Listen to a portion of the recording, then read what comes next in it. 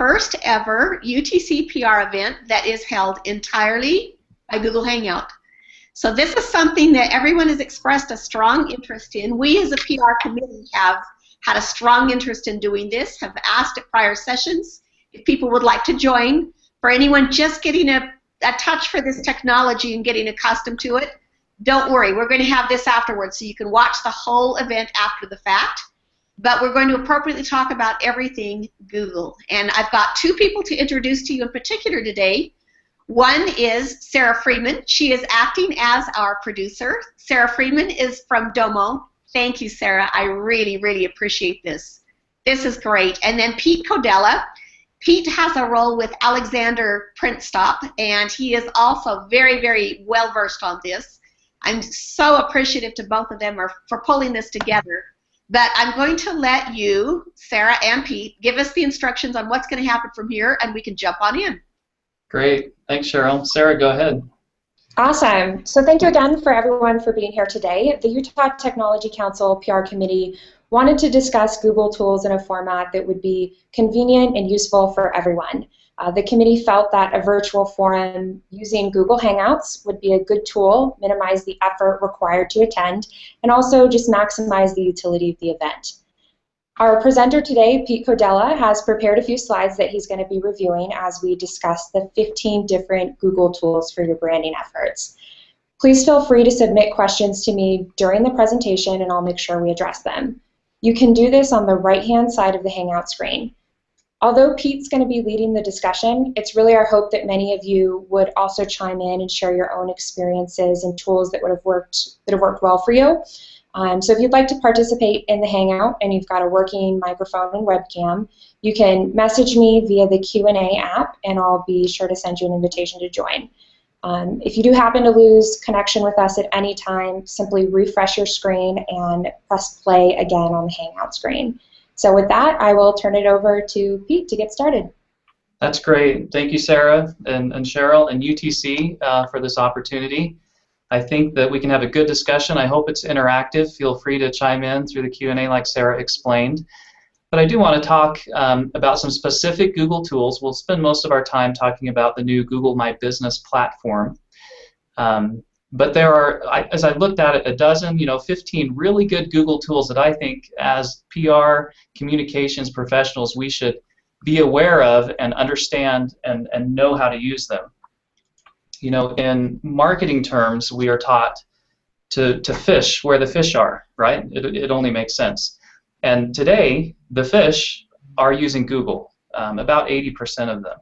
So really, to be effective online as communicators, for our businesses, for our clients, we have to understand Google and be familiar with these Google tools. So hopefully that's the reason you're on the call today. We did set up a hashtag for the event, so feel free on Twitter, and this will be the way that I'll look for questions after the event. So those of you who might be watching this recorded, if you would like to reach out on Twitter, I'm at Codella, and that's here in the bottom right corner of the slide. And the hashtag for the event is up in the top left corner of the slide, so UTC PR Forum. If you will just include that on your tweet, then I'll be sure to respond on Twitter, and we can kind of have a conversation that way. So this is the home page for Google My Business, and to get there, it's simple. It's google.com/mybusiness. If you try to log into your Google Plus for your business, that's where you'll be directed. But it's one new dashboard. This tells you that it helps you connect directly with customers, and it combines Google Search and Google Maps and Google Plus, which is exactly what it does. So here's the dashboard for Alexander's. I'm going to use us as an example. We do print and marketing. Our firm's located in Linden. I was brought on a couple years ago to help expand the print company's offerings into online marketing and PR.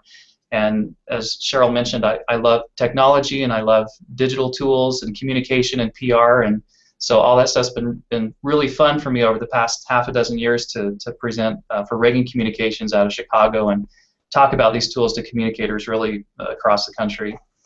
But what I want to point out here on the slide, in the top right, you'll see all the apps that show up in your My Business dashboard. Okay, We're going to go into that dashboard in a second.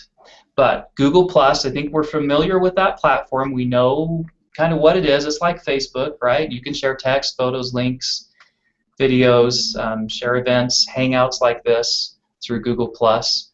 But Google Plus has a real inherent, I think, advantage over any other social platform, and that is that it's owned by Google. And I think that's the whole point and whole reason that Google's developed it. The other app you got are for insights, and they give you statistics for your business on Google. You've got the reviews, and it's not just online Google reviews, Google Plus reviews, but also they pull from Google search from around the web. So you're going to see things from like Yelp and Yahoo and other online reviews, especially restaurant reviews. I'll point that out in a minute. You've got a link to your analytics. You want to be sure you've linked your Google Analytics account to your website, and then that shows up in Google Plus. So you're seeing a little bit of combination and integration of some of these tools, which is great. And we're going to talk more specifically about analytics in a bit. And also you can start Hangouts right from that dashboard. So this is inside the dashboard. Below the header you'll see the share, that's for Google Plus. You'll see the insights. And when you click on View Insights, it'll let you change the time frame and drill down into those specific areas, you know, number of views and clicks and followers, all those things. You've got the reviews section there, and you can actually go manage reviews. You know, I've heard, and I believe, it's a good practice to respond to reviews.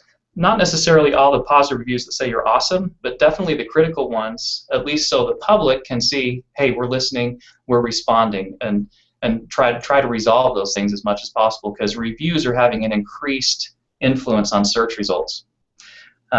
Further down on that page, I've gone to a new slide, but it's still on that same page. When you're in the My Business platform, you've got the analytics, so you can log right into your analytics account, and then this tool to start the Hangout. So these are the other apps that are available. AdWords Express, I'm sure you're familiar with Google AdWords. It's Google's pay-per-click engine. I like to use AdWords from a PR and content development perspective to go in and find out what people are searching for. So an example, we make quite a lot of signage for trade shows and events here at Alexander. So I could go in and look for, you know, trade show signs or X stands or 3D signs, things like that, and see what people who are actually searching on Google, what keyword phrases they're putting in. And then I take that information and I craft a blog post or a video or an infographic using that keyword phrase as the title and using other keywords associated with it throughout the post. Okay, so AdWords is a great tool that you should be familiar with and to understand what the public's actually searching for. Because I may have a real clear idea in my mind, but just because I think that's what people would type into Google doesn't mean that's exactly what they're doing. So I've numbered the Google tools as we go through, and I'm talking about Google My Business. That's tool number 1. But I just, you know, discussed AdWords, so there's an extra tool for you. We're up to 16 Google tools.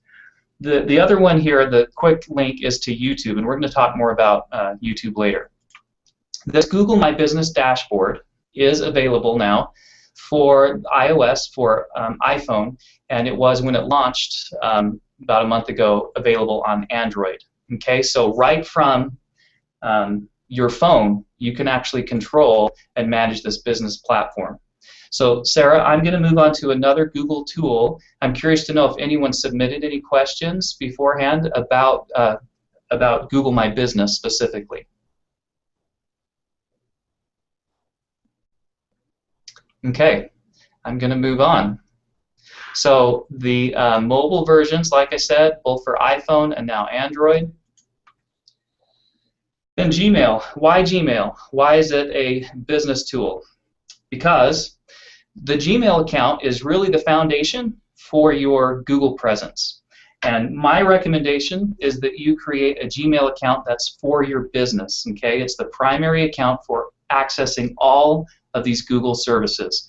I think you should keep it generic so it stays with the business. Like we've got alexandersut@gmail.com, and that's what we use to log into all these Google services that we're talking about. The reason that it's a generic one attached to the brand is just so that as team members change, you don't lose access to that. It still stays with the company. So that Gmail account becomes kind of the hub and the login for your digital presence. And here's another tip and another tool I'm going to throw in. That's Google Drive. If you're not using that for business, it's a great kind of in the cloud resource for you to track online tool or platform usernames and passwords, for example. We also will import lists of people that are involved in campaigns, and then we'll use spreadsheets to update the status of campaigns and things. So the Google Drive resources are kind of attached to and associated with this Gmail account. And of course, it's all free as long as you don't use up the storage allocation. So have a Gmail account for your business. Use it as kind of the primary hub for all these Google services. And Sarah, I'm going to let you interrupt me as I go. I'm going to move on to the third Google tool. So if you got a specific question, and please anyone on the call, if you want to talk about any of these things that I've said right now, feel free, or we can do so at the end. So Google Maps, as Google says, get on the map. Increasingly people are looking for business, especially retail establishments, through Google devices. So new customers can come to you by having an appropriate and updated and good listing on Google. It helps you stand out from the competition. Be sure that your location, contact information, and all the details that are displayed on the map, Google Maps, that all that information is correct. It's a great idea to have photos and a visual tour. I'm going to show you what that looks like, something we've done here at Alexander's, and it's been real successful for us, both in terms of search placement and increased engagement from people online. Your Google Maps listing can show the hours of operation. And also, see, here's where I think Google's kind of sneaky, and they were a latecomer to the social game, but they're the giant, they're the Goliath in the online search game. So they're incorporating these social signals into their search results and making it even more powerful to be involved. And that's what I mean here with +1s and reviews, that these things are now showing up as part of your Google search results. So it's real important to pay attention. So here's an example again, Alexander's, there's us on the map, and you can see, now this is pulling from our Google Plus page. You can look inside here. This is a virtual tour of our facility. This is the street view, which Google does through those little robot cars that drive around the world, which is a pretty amazing undertaking. And then these are photos. So the photos are being pulled right from our Google Plus page. And again, you can see how they are incorporating reviews right here on your Maps listing. So like I said, all these things are kind of combining and coming together. This next slide shows a map listing from a mobile device, for Utah Technology Council. Notice there aren't additional links, just driving directions and location. So that's a mobile search result. This shows the name of our company, Alexander's Print, on a desktop. Okay, so we've talked about maps, we've talked about mobile. This is a desktop search in Google.com for the phrase Alexander's Print, and you see again the photos available here and see inside link here, which means there's a virtual tour. By the way, you have to hire a videographer who's accredited through Google. You could say it's a racket, but we found a great one if you're interested. He did a great job. And then this is your regular maps listing. So if you don't have the photos and see inside, then all you're going to see is the map. Now again, what we talked about before, Google's incorporating these things, directions and write a review, and then you want to be sure that you've got the address, phone, and your hours listed. And I assure you we are open now for business. This was taken last night when we were closed. So, and then the reviews show up right here. The other thing I want to point out is here's your maps listing right here in Google search. And here's your reviews. Here's a chance to write a review. Here's a link right to the Google Plus page. So Google is really, they're socializing their search results. So we've got to pay attention to all these other things. The other thing I like when you're searching for a brand is you can go directly to specific pages within your page, within your website, as long as you've got a good XML sitemap and you're talking to Google and telling them what content you've got on your site. So we're going to talk a little bit more about that as well. But that tool that we just covered, the fourth one on our list, is Google Search. Now the other two search results I want to show you. This is, again, Utah Technology Council, so kind of compare search result listings. You'll see that the main stuff on the left is the same, but look over on the right. Look how much more customized it looks when you're active on Google+. When you've got photos, when you've got the video tour, I think it really helps. And again, over here, just one review. So an opportunity for UTC to reach out to its members and tell us what benefit you get from us. And it's the same for a product or service. I'm just talking about an association there. Then the other search result I want to show you is for a keyword phrase. Okay, so the phrase Utah law firm. These types of searches often will result in just a big maps listing, okay, of different Utah law firms. So the challenge here becomes, how do you get your company, your brand, to show up as one of these little balloons on the map? And that I think, in my opinion, is a little more tricky. There are companies that specialize in that kind of placement, so you can hire a firm to help you. But my feeling is, for competitive words like this, that you want to look down below, and you want to have great organic content for your brand. So that means blogging. It means publishing online, newsroom content, news releases, press releases. It means updating website pages. It means having internal pages of your website that are landing pages built for specific keyword phrases that there's traffic and there's interest in. So the map part might be a little tricky. People do look at the maps, but there's still an opportunity down below that map area for your content to show up on that page. So Google Plus is integrated with Google Maps, and it does impact how you appear on Google Maps.